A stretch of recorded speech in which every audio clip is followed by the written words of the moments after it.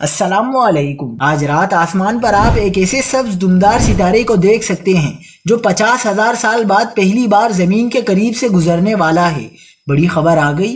کیا آپ حالات حاضرہ سے آگاہی حاصل کرنا چاہتے ہیں؟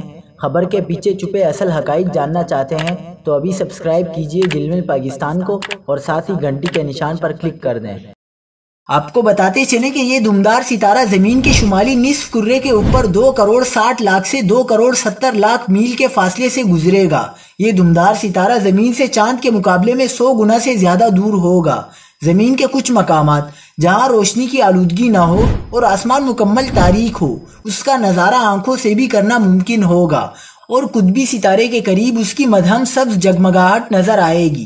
2 فروری کے بعد یہ ایک بار پھر زمین سے دور ہونے لگے گا اور پھر اس کی واپسی لاکھوں سال سے قبل ممکن نہیں ہوگی۔